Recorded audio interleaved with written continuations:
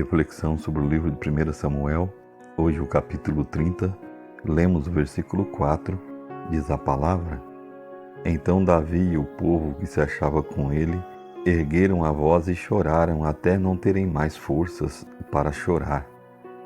Amados, sendo excluído da peleja pelos príncipes filisteus, Davi voltou com seus homens a Ziclag.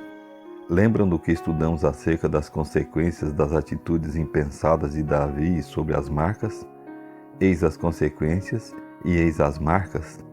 Ao retornarem para casa, perceberam que, além de não haver mais casa, sua família e todos os seus pertences haviam sido levados. Que desespero, que agonia, que pesadelo! Pais, mães, filhos e filhas foram levados. Não restou uma pessoa sequer. Tudo estava destruído. Mas a destruição maior foi a do coração daqueles homens. Os valentes de Davi não passavam de crianças desconsoladas. Imagine um pai que volta para casa e descobre que levaram embora sua filhinha de 4 meses de idade. Um filho que volta para parabenizar a mãe por seu aniversário e não a encontra mais.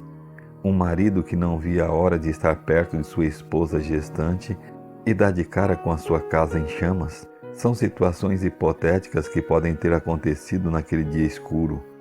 O fato é que aqueles homens choraram de todo o coração, de toda a alma e de todo o entendimento, até não terem mais forças para chorar. Alguma vez na vida você chorou assim? Chorou até sentir que suas forças acabaram? Já conheceu o que é pranto? Além de ter perdido tudo, Davi ainda teve que lidar com a multidão de homens enfurecidos querendo apedrejá-lo. Porém, Davi se reanimou no Senhor seu Deus e foi fazer o que deveria ter feito muito antes, consultar qual era a vontade de Deus. Revestido da força do poder do Senhor e com a promessa da vitória, Davi e seus homens avançaram em busca de tudo o que havia perdido. Porém, 200 homens ficaram para trás, pois estavam muito cansados para continuar. No caminho, Davi encontra um estrangeiro, um servo egípcio que estava extremamente debilitado. O que ele faz? Trata aquele homem com bondade, dando-lhe água e alimento. Recobrando as forças e na promessa de ter poupado a sua vida, o egípcio conta a Davi o paradeiro do bando que levou seu povo. Resultado: Davi e seus homens os encontram, acabam com todos eles e recuperam tudo o que havia perdido e ainda fica com os despojos da guerra. Como o Senhor havia prometido, tudo Davi tornou a trazer. Mas ao retornar e encontrar com aqueles 200 homens que haviam ficado no caminho, todos os maus e filhos de Belial dentre os homens que haviam ido com Davi não queriam dividir os despojos com os 200. Contudo, Davi mostra que Deus estava com ele quando diz: Não fareis assim, irmãos meus, com o que nos deu o Senhor, que nos guardou e entregou às nossas mãos o bando que contra nós vinha, porque qual é a parte dos que desceram a peleja, tal será a parte dos que ficaram com a bagagem. Receberão partes iguais. Que lição fantástica! Aliás, quantas lições fantásticas! Davi estava colhendo o que havia plantado. A mentira, o engano o levou à situação do capítulo de hoje, de profunda angústia. Mas na fraqueza Deus lhe recobrou as forças, porque está escrito: Porque quando sou fraco, então sou forte. 2 Coríntios 12, versículo 10. Porque ali Davi se rendeu ao Senhor, reconhecendo que dependia dele totalmente. E qual é o resultado de uma entrega? A imediata resposta do Senhor. Deus tem prazer em falar com seus filhos, e ele sempre responde a um coração que reconhece as suas limitações em contraste com a força de seu poder. Foi o que aconteceu com Davi. Percebam os detalhes da história. Davi se mostra benigno ao estrangeiro, antes mesmo de saber quem era e de onde vinha. Depois é misericordioso com aqueles homens que haviam ficado para trás devido ao cansaço. Na divisão do despojo ele não fez acepção de pessoas, mas todos receberiam de forma igual. Sabem por quê, meus amados? Porque quem venceu aquela batalha não foram Davi e seus homens, foi o Senhor. E Davi soube reconhecer isto. Vivemos a maior guerra de todas, a luta contra o pecado. E neste grande conflito não há como vencer senão pelo poder de Deus, pois não há homem justo na terra que faça o bem e que não peque, Eclesiastes 7, versículo 20. Ou seja, se não fosse o sacrifício de nosso Salvador e seu grande amor, estaríamos perdidos. Se não fosse a intervenção de Deus, Davi e seus homens teriam voltado derrotados ou mesmo teriam morrido. A benignidade de Davi para com os que ficaram com a bagagem é a mesma que Deus tem por nós. Não há grandes e pequenos para Deus, não há merecedores e imerecedores, porque para Ele todos somos iguais e ninguém é merecedor do seu amor. Mas Ele escolheu nos amar. Você pode hoje pensar que a única coisa que faz é carregar uma bagagem de sofrimento, que sua vida não é digna de receber coisa alguma, mas deixe eu lhe contar uma coisa: ninguém é digno, só há um que é digno, só há um homem que pisou nesta terra que verdadeiramente foi justo. Jesus Cristo, o justo, diz a palavra em 1 João 2, versículo 1.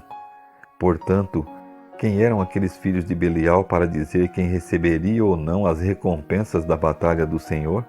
Quem somos nós para julgar quem faz mais ou faz menos na obra do Senhor?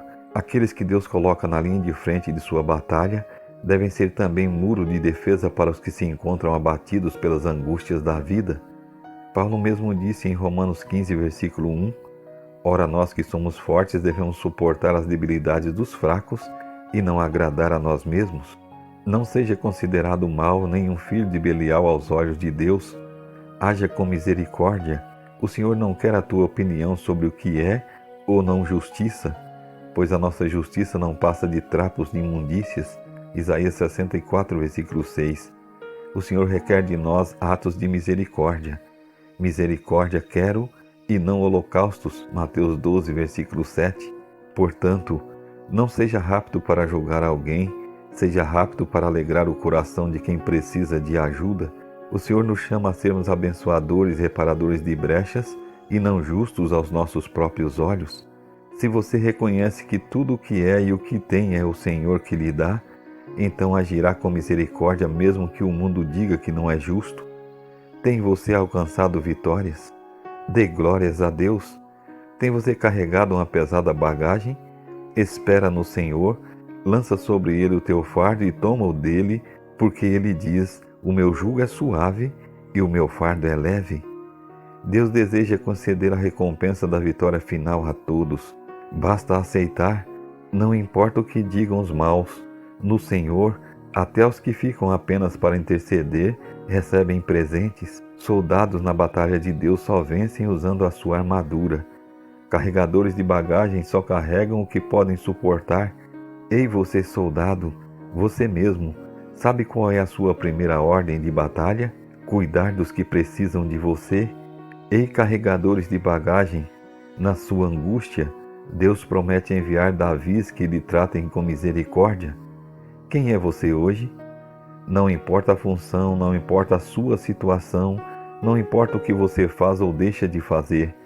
Deus quer você, e assim como Ele tirou Davi da profunda angústia para o vigor e a força, Ele promete fazer o mesmo contigo. Pode não ser para liderar, mas com certeza será independente de sua fraqueza para receber a justiça de Cristo. É só confiar. Vamos orar.